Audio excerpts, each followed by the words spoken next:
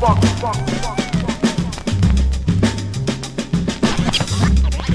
them out.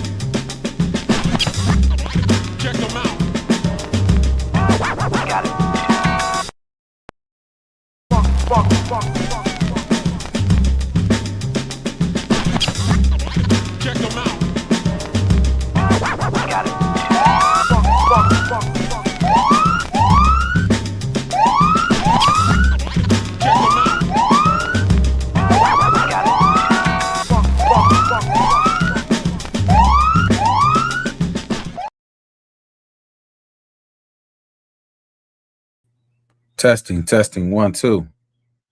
That's what's up. That's what's up. What up, though? Dwayne Barnes, NPA, back for another AAS 477 post-soul class. You might be wondering, why you on today? It's Wednesday, it's 7 o'clock. Why you on? Well, my schedule has changed, and Sundays will no longer be the day that the class is going. The class will be going on Saturdays at 11 a.m. Being a soccer dad and basketball dad and all that, Sundays get taken. So we're moving the class to Saturday morning. The good thing about it is if you can't catch it live, you can still catch it on demand. And I'll be doing something to ensure that we still get the engagement that we were getting before. But this week, we are doing our midterm review. So one thing I like to do with the classes, I started this in the second class, the civil rights class, and I did it in the Black Power class, and now I'm doing it in the post-soul classes. Take a second, take some time to review the material that we've gone over. For one reason, for a couple of reasons. One, that's a lot of stuff. I do a lot of research, and it's a lot that goes into it. So just to kind of bring everybody up to speed on what we've done and where we are, and to close the door on the 80s and open the door on the 90s, because that's where the second half of the class goes. So, this is our review, and we won't be here all night. I hope for this to be between 45 minutes and an hour at the most. And we're just going to kind of go down the road of what we've been doing along the way. You can see here the deck. Ronald Reagan sold crack. That's a really big part of what we've been talking about this whole time. So let's see. So I jumped into this class this semester, continuing on from the last couple of classes. Last February, I started with the Economics of Jim Crow class, which was 1865, the end of slavery, all the way to 1954, really looking at the philosophies of Booker T. Washington, W.E.B. Du Bois, and Marcus Garvey. And I was called to do that class because at that time, a new administration took over. Everybody was kind of feeling some type of way. And I felt a way that I can contribute to our greater society and our people was to say, look, our ancestors have gone through this before. This isn't anything new. Let's look at some of the solutions that they've worked through even tougher times. And let's use that. That was one reason. The other reason is to ensure that our history stays in circulation. We know that, the erasure of Black history is a top priority, and we don't want that to happen. And me being one of those guys who was an African-American studies major in undergrad, want to keep that alive. So, I started the class then. We went through that period. The second class was the power and protest class, where we looked at the civil rights movement, specifically the years from 1954, Brown v. Board of Education, to about 1968, with the death of or the assassination of Dr. King and the end of the Poor People's Campaign. And looked at the entire civil rights movement. You can go on YouTube. If you're watching this on YouTube now, you can go back and find those videos. The first class was 5 videos. The second class was 10 classes. Then I did the 70s was our Black Power classes. So from 1966 all the way until 1980 for the Black Power class, centering on the Panthers and everything else that happened, the Black Arts Movement, everything else happened during the 70s. And then this class is our post-soul class, 1980s to the year 2000. And the first half of the classes went from 1980 to 1989. And so that's what we're picking up here today. So today we're going to look at the major themes that we covered. We might not get as much in the weeds as we did during the class, so we're going to talk about the major themes that we talked about, which were 3 main prongs, and it'll come up here in a moment. The war on drugs and the Reagan administration and the effect that it had on Black folks, the birth and explosion of hip hop, and the plight of Black folks outside of the war on drugs, around crossover stars and the like. So hip hop's evolution, Reaganomics and the war on drugs, crossover stars, because the 80s was a time where we saw, Black stars go from being just Black stars to just stars. And hip hop is is in that as well. Social movements and resistance, and then Black political power in the 1988 election. And we might not talk about that. That might be the intro for the next class, for class 7 on Saturday at 11.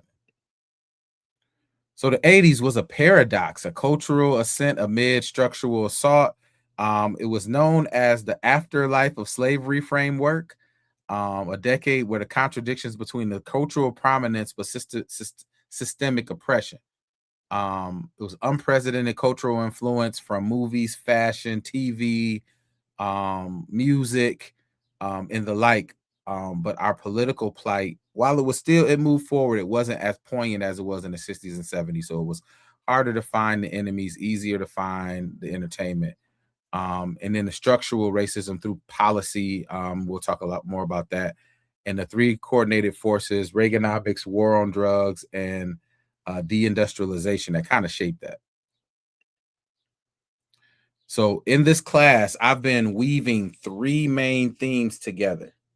And I've been doing my best to kind of show how all these things were happening and how they all are connected. So Reaganomics and the war on drugs. Reaganomics was the economic policy Reagan used to undercut the middle and lower classes while giving money to the wealthy. The war on drugs was the coordinated effort that they used to bring crack into this country, into urban communities, and then prosecute you for it.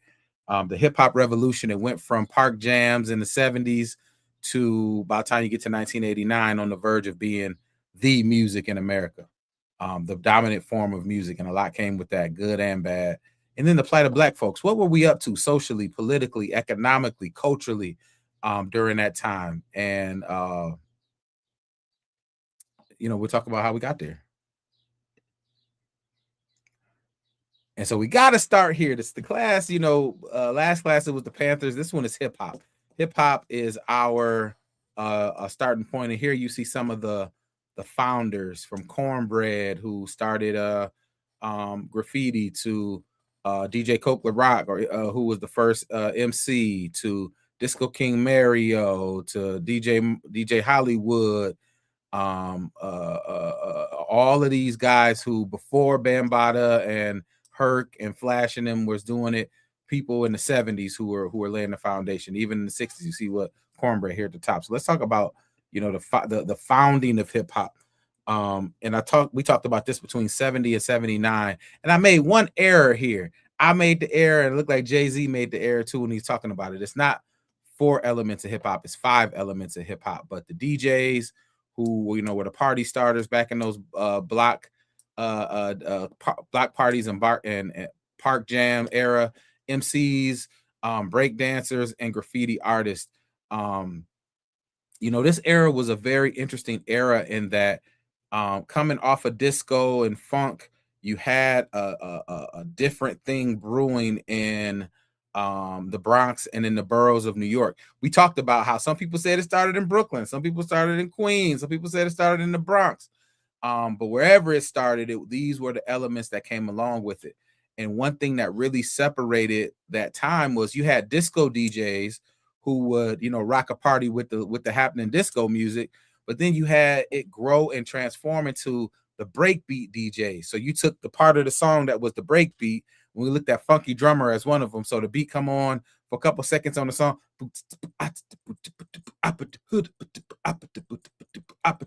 and they spin these breakbeats. Some DJs spun the same breakbeat over and over. Some of them looped them together, and you started to get this breakbeat music. And these b-boys or these break dancers would break dance to this music because they only want to hear the beat and the music. And then over time, the DJs got so busy spinning them breaks, you had an MC who just started as, hey, man, do this, hey, do that. Shout out to you, shout out to that. Did they really start kicking rhymes and putting things together? And the mother of it all was the graffiti artists, people who wanted to spray on these trains or on things and not really be known, but see the work. So you had all these elements come together. And some of these stories, DJ Kool Herc is known for being one of the fathers and founders of, or one of the old school pioneers who brought all those elements together.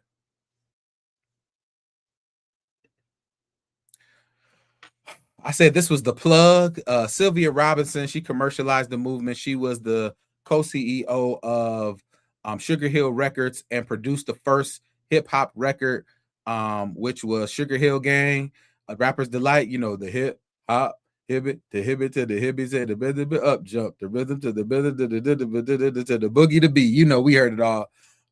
And really putting a force behind hip hop to say, We took what was a live music, what was a park jam or a club music, and recorded it, therefore birthing the industry of hip hop that we knew. So it went from being all I need is a DJ, a mic, some dancers, and some graffiti to now we need engineers, we need musicians, we need producers, we need all this other thing.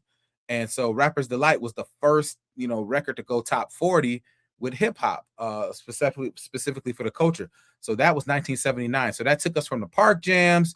Now we in the studio. So that moved us forward. And then we moved into the founding, I would call this the old school era. And here I got Curtis Blow on the bottom here. We got Grandmaster Flash and the Furious Five. We got Africa Bambaataa and Soul Sonic Force. And then the studio, just to kind of present, that's what was there. And I would be remiss if I didn't mention this. So just this week, hip hop pioneer Africa Bambaataa passed away. And there's been a lot. If you've been on my Facebook page, you saw me post a couple of things. A really tough discussion around Bam and his contributions to hip hop and the culture, but also being an alleged being involved in sexual assault on a lot of young men. And so it's been hard to kind of have the conversation about another legend in Black music having such dirty laundry in their closet. And we've always been trying to walk that line. Do you, one, separate the art from the artist? Do you hold them accountable for what's done? Do you sweep it under the rug? And so we've seen some of the hip hop pioneers or some of the hip hop legends like Chuck D or your KRS-Ones or whoever you want to call out there, having differing messages on what we should do in this situation. I posted on my page, it was tough for me because, anytime the scandal happens, you want to separate the art from the artist. And we're not taking anything away from the contributions that Bam made to hip hop, but it's also another part of the conversation that you got to be accountable for as well. So 1980 to 1981, Africa Bambaataa and the Soul Sonic Force released Planet Rock, boom, boom, ba-doom, ba-doom, ba-doom, do, do, do, do, do, do. Groundbreaking electronic hip hop that really put together some of the early sounds of late disco, funk, and this hip hop music. Breakers loved it because they could dance to it. It was a hit record and it made it to the charts. And it was kind of bringing an element that Bam brought to the table, was this electronic funk, soul, hip hop music that you dance to. Another songs, looking for the perfect beat, looking for the perfect beat, living for the perfect beat, and all this other stuff that they was doing. You saw 1982 Grandmaster Flash, say that 5 times, and Furious 5 produced the message, broken glass everywhere, or it's like a jungle sometime and make me wonder how I keep from going under. That really talked about urban struggle and systemic inequality that matched with the Reaganomics policies of that time in the recession. And it went even further than Planet Rock went. And it really, Melly Mel was a step in moving that forward. And then you have films like Wild Style that emerged like this anthropological kind of study of what these elements of hip hop are. And our homeboy Fab Five Freddy, who was a former graffiti artist, and Blondie, who was this artist, he was kind of the go-between between the art world, the DJ world, the hip hop world, and the film world. And this film Wild Style kind of brought all those elements together. So you saw the Cold Crush, you saw DJ Theodore Scratch, you saw Grandmaster Flash, you saw all of the elements of hip hop, and it was a really good film. I always suggest go find Wild Style. You can find it on YouTube. You can find it in all these places and watch it if you're really interested in seeing what hip hop was doing during that time. One thing I failed to mention is my philosophy is that hip hop is an African-American art form. Others contributed to it along the way, but it's purely an African-American music, just like jazz was, just like soul was, just like rock and roll was, just like the blues was, like spirituals were. It was our form of music during that time. And so the old school established both this party music and this political music, but it was growing and changing so fast it was moving forward. So this is like from 80 to 83. As we fast forward through the culture, we get to the new school, and you see LL here, you see the Fat Boys, you see Houdini, one love. You're lucky just to have just one love. One of my favorite groups, or Friends. How many of us have them? Friends. It's bringing a new style. Then you also had Run DMC, who really ushered in a really big stake in moving the culture forward. So Run DMC, Houdini, LL Cool J, the Fat Boys, the Furious Three. The Fat Boys. They really brought hip hop to the forefront and doing it a lot of different ways. So Run DMC like that, either that hardcore stripped down beat, or they wanted that rock. You had Houdini doing it more of like an R&B hip hop, where it was kind of moving forward. And then LL over Def Jam, over hard beats, doing the same. So you had the art start to grow and change. And in this time, you had still more movies. You had people still breaking. You still had graffiti happening. So the culture was really growing. But Run DMC was leading the charge forward. Def Jam Records was established with Russell Simmons, and really starting to say, we know how to format this music and make it a thing. He had his own management team. He managed Curtis Blow, and Run DMC was Curtis Blow's DJ. So it was really starting to grow and make this thing happen. Then you have movies like Beat Street that really showcased MCing, DJing, breaking, and kind of and graffiti. Ramo got killed at the end. Things that were happening during that time. Breaking 1 and 2, which was more commercial, but it brought breakdancing to the forefront. So early in hip hop, breakdancing was the form that people could really attach to. That's what all the movies kind of centered around. So it brought hip hop to suburban audiences, transforming it from this New York small regional thing to this global phenomenon. Even in the 1984 Olympics, they had Lionel Richie, shout out to Motown, was singing his song, what is it? All Night Long. And they brought out the hip hop dancers, and they was doing that at the 84 Olympics in Los Angeles. So hip hop is steadily growing during this time. And then we get to the golden era from about 1980.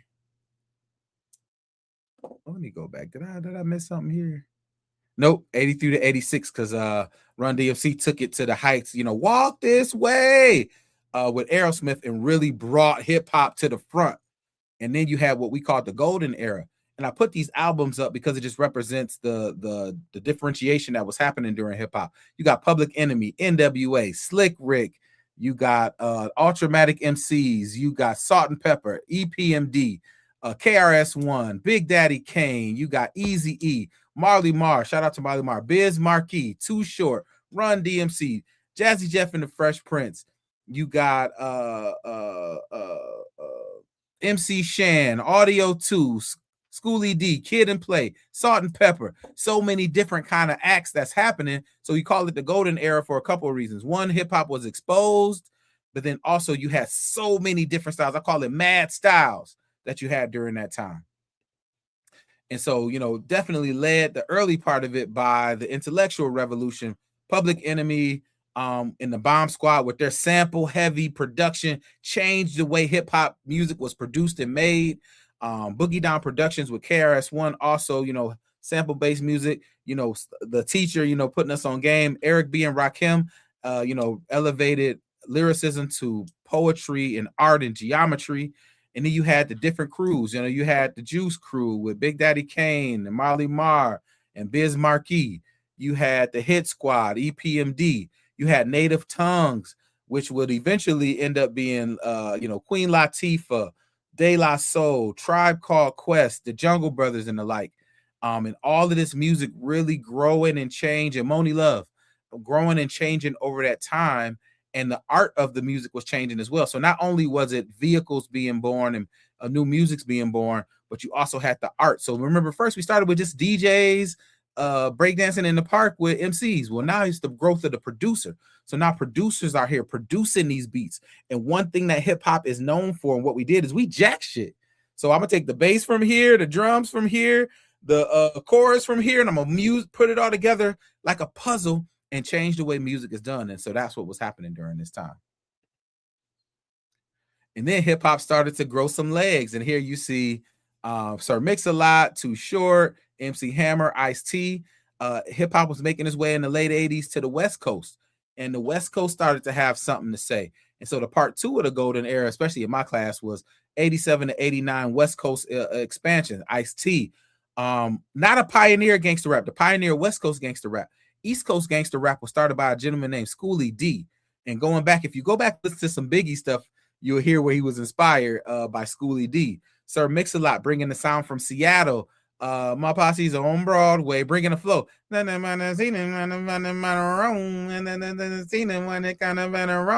Bringing a whole new style. Too Short bringing that Oakland flavor.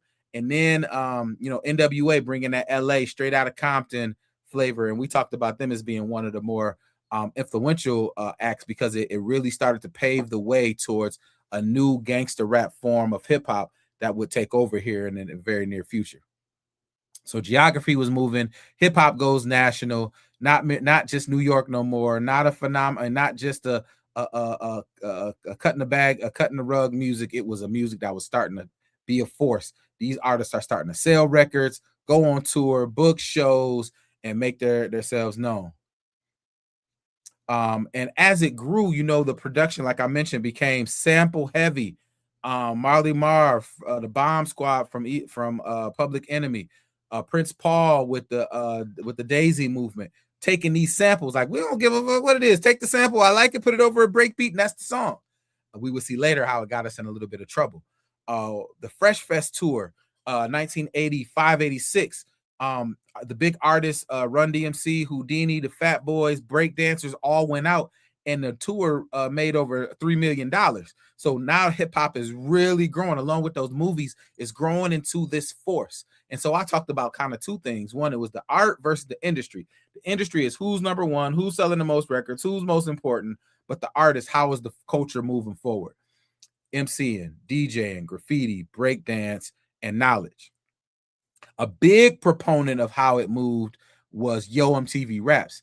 As Run DMC was taking it forward, Yo MTV Raps was a big part of it. Now you had a weekly turn to a daily show where you had hip hop on TV, music videos, guest interviews, on location interviews. So it went from these small kind of niches to in your front door, in your front yard, in your living room, and it blew up. So hip hop started to grow and change. And then in 1989, we got our first Grammy. So we talked about when we started from the 70s, 79 was the first song. By 1989, you had a category in the Grammys. And that Grammy, one of the big stories around it was the Fresh Prince won that first Grammy. But during that time, it was a Grammy boycott. They wouldn't air it on TV. So they were like, man, we ain't going to that. Y'all ain't doing nothing for us. Y'all ain't letting us be seen on TV. We ain't going. So Yo MTV Raps did a special Grammy party showing the people who didn't go. Salt and Pepper, who was nominated, Will Smith, Jazzy Jeff, and the Fresh Prince, who were nominated, Kool Moe D, who ended up showing up, JJ Fad, who ended up showing up. So hip hop is growing and changing, and the first Grammy was awarded in 1989. So, basically just want to talk about how hip hop went from the park jams and the block parties all the way to the Grammys in 10 years. And we'll see as we move forward in the class how that rapid movement just goes exponential during the 90s. And so, one thing I want to say is hip hop moves fast, but during my research and my time with hip hop, the 80s is really starting to be one of my favorite eras. Because of the innovation, because of the creativity, because of, it was the first time where a black music was actually attributed to black folks. Jazz, even though we cooked it up, Benny Goodman took it to the middle of the road. Rock, the blues, the same. Rock and roll, even though we created it, it was those other people taking the credit for it and moving forward. That's what's so big about Run DMC. They took hip hop as black music and presented it to the public as black music. So the 80s hip hop, and I'm running through it now, you can always go back and watch the videos, but 80s hip hop is starting to be some of my favorite hip hop because it was the innovation that led to what I grew up on in the 90s. And a lot of them songs from the 90s were just sampled from the 80s anyway. So, let's just take a quick moment just to give a quick brief second for hip hop in the 80s, and we'll move forward, talk about war on drugs. And I need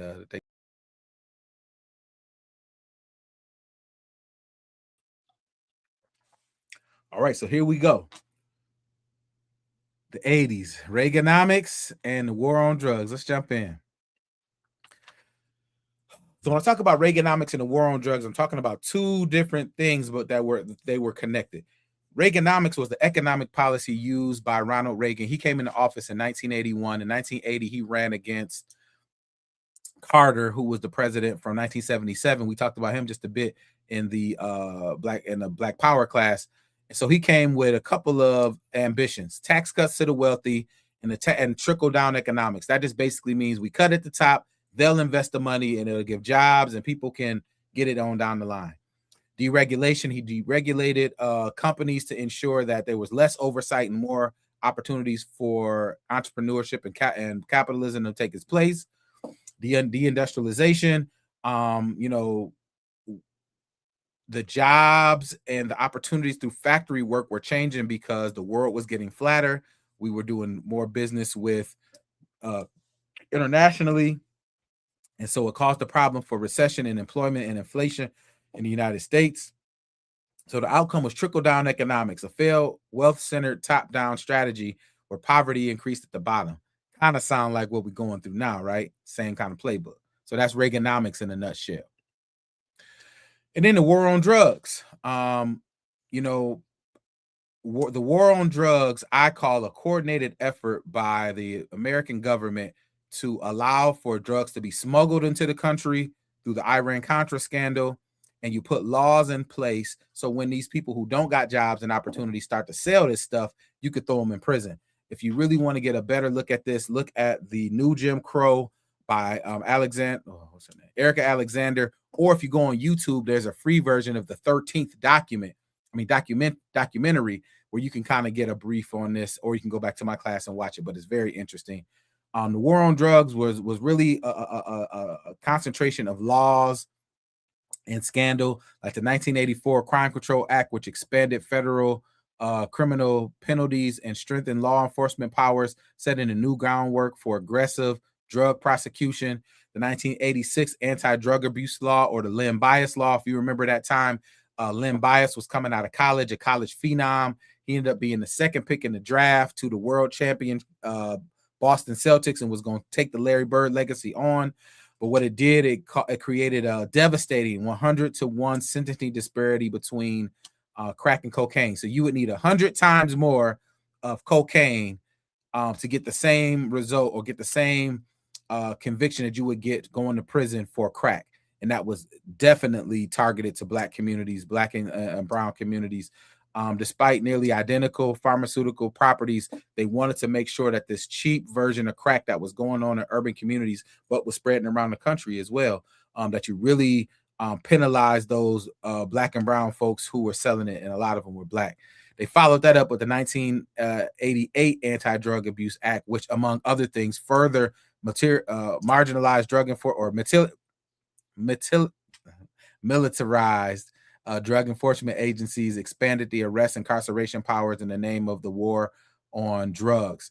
And then you had targeted, so that ended up in targeted mass incarceration, specifically in urban communities, targeting Black folks who already were some of the Black folks who were outside of the employment opportunities.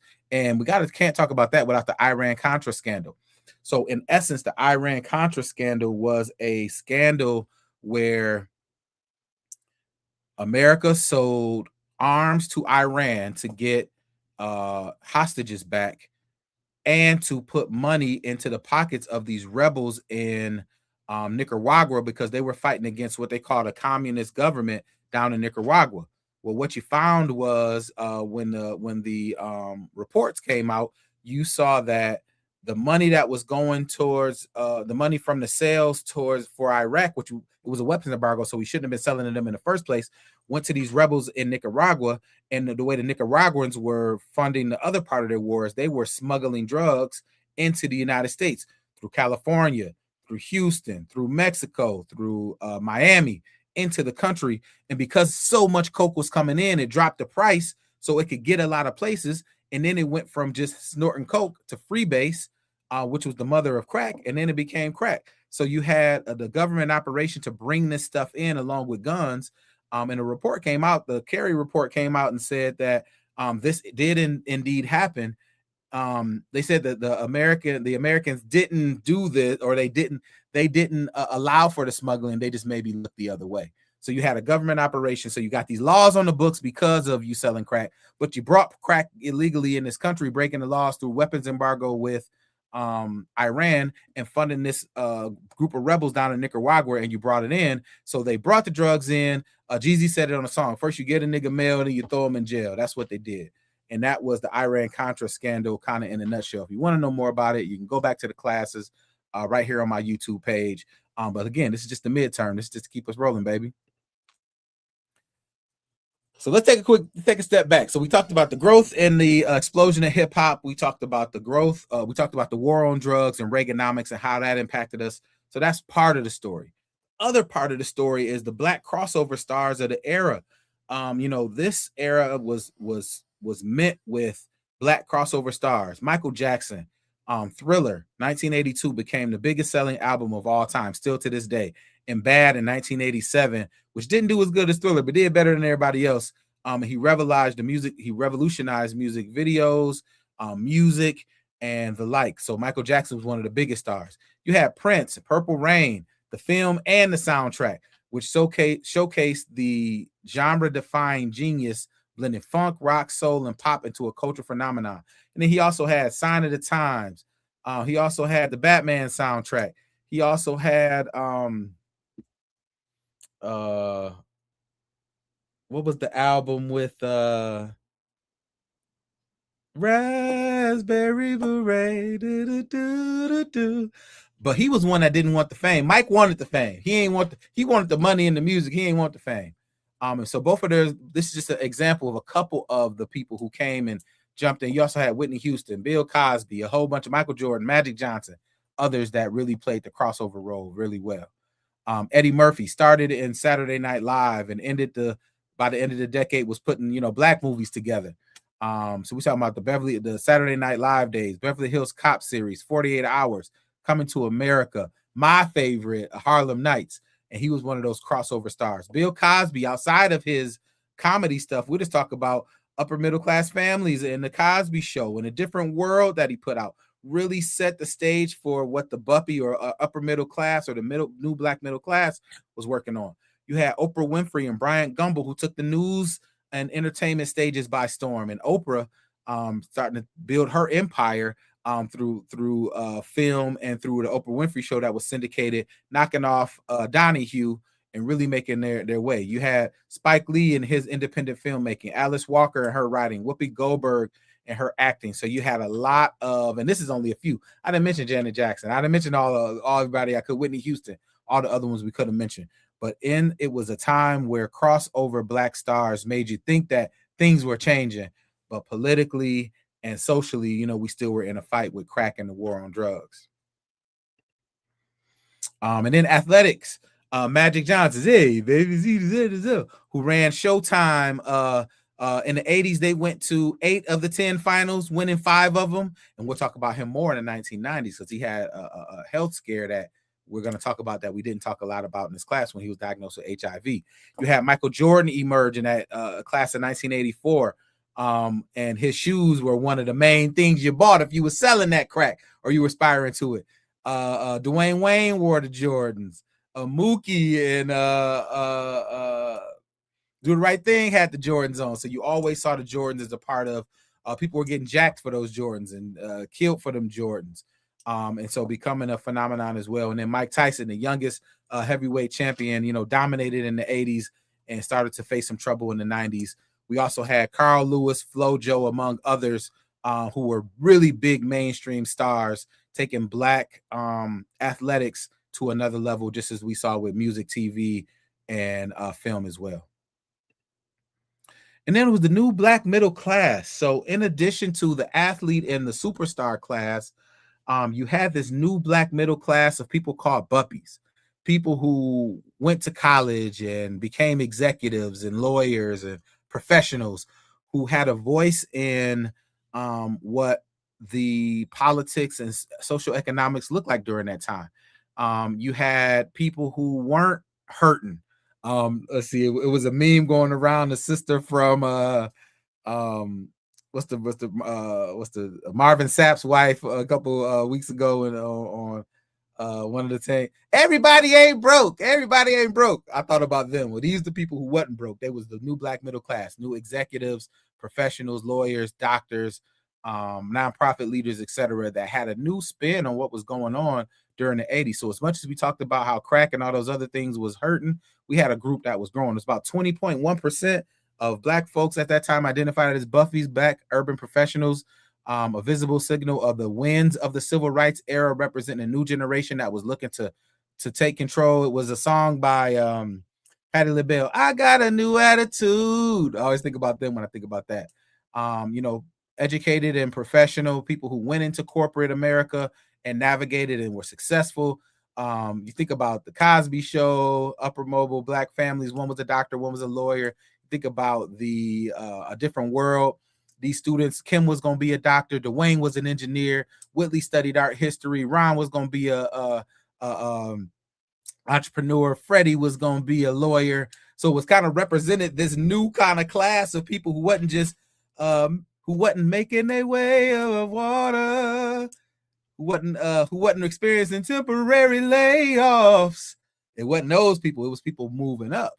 But the reality check was, success was fragile and dependent on sustained economic growth and anti-discrimination. Class stratification was a part of Black America. So you had people trying to figure out who's the leader. Is it Farrakhan? Is it Jesse? Is it nobody? Is it the civil rights people? How are these new black mayors? What's going on with our society? So these new black middle class was growing during that time.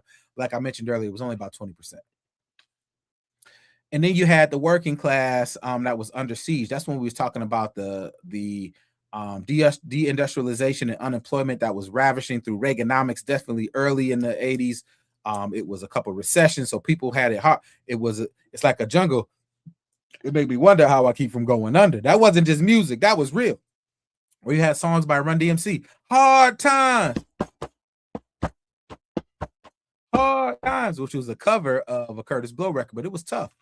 We talked about the Miami riots in 1980 and 82, which was, like it was in the 60s and like we'll talk about in the 90s, police brutality inspired, where in Miami, they went up 3 times in the 90s, in 80, 82, and 89. We talked about the crack epidemic and how it hit every major city in the United States, even middle America. And we had our specific focus around cities with black mayors. So we're talking about Detroit with Coleman Young. We were talking about Washington, D.C. with Marion Barry, who in the 90s would have his problem with crack cocaine. Philadelphia, Mayor Good, who we'll talk about, had a problem with the MOVE bombing. And I kind of stayed off of that, but we'll talk about it a bit here. We talked about MOVE more in the 1970s Black Power class. We were also talking about LA with Mayor Bradley. So we had a time where we were talking about, the black mayors and how that was happening, how crack was ravishing those communities. We didn't talk a lot about the MOVE bombing, and I'm going to be easy with this one. I want to spend more time separately to talk about this one, but the Philadelphia police dropped a bomb on a Black liberation group, the MOVE group, in 1985, killing 11 people and destroying the entire city block. And the 2 sisters that was left alive ended up going to prison, I believe, serving life sentences. And that was in Mayor Good City in Philadelphia.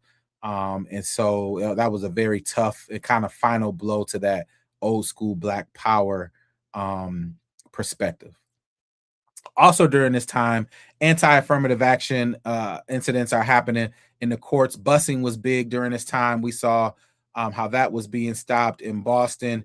The courts were taking on affirmative action in government roles and in corporate America. So it was a very tough time for those who weren't lucky enough to be a part of that athlete, superstar class, or that middle class. And then we talked about the Black politicians. I kind of mentioned this. So we saw the rise of Black mayors. Here we have Marion Barry in Washington, D.C., Coleman Young in Detroit. Shout out to Coleman Young. Washington here in Chicago. Bradley here in LA, and Andrew Young here in Atlanta. And so Chicago, Philadelphia, Washington, D.C., Detroit, and Atlanta, places that were, some of the largest cities in the country that also dealt with crack and violence, that also dealt with a changing demographic with white flight happening to the suburbs and a decaying tax base, and how these men navigated, shout out again to Coleman Young, how they navigated, times during these 80s where growth was still expected and there were opportunities for growth, but you're dealing with growth in the sense of dealing with trials as well. We also saw the Congressional Black Caucus grow during this time. We also saw the Trans-Africa Apartheid movement, which made its way to our front door. One of the first times since the 60s and the 70s that we were in foreign policy as well. And we also saw in 1983 the passing of Dr. King holiday. That was one thing that that Reagan did pull off that was halfway decent, and along with a toothless kind of housing adjustment.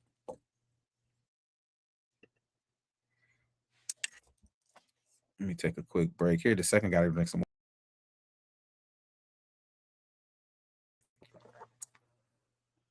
And then, another shout out to another legend we lost this year during this class, Jesse Jackson, who ran for president both in 1984 and 1988. Next week class, we'll talk a little more about his 1988 run, but he ran for president in 1984 mobilized the Rainbow Coalition, registered millions of voters, but came up short. But he gave a speech at the Democratic Convention, which is one of the finest speeches that you will find. He finished second in the Democratic primaries and won 11 primaries, including here in Michigan in 1988. We'll talk more about that. And it was a rise of Farrakhan along with him as well, who brought another perspective and from the campaign. You can go back to the class to hear more about that. He played in national policy, foreign policy, and we'll talk more about his 88 election in the next class as we preview into the 90s. Oh, okay. So, we good. I was looking at the time. So, in essence, we covered the 80s. The 80s was a time it was called post-soul. It was the best of times, and it was the worst of times. It was a time where we, kind of navigated the best and the worst, and I kind of leave it there.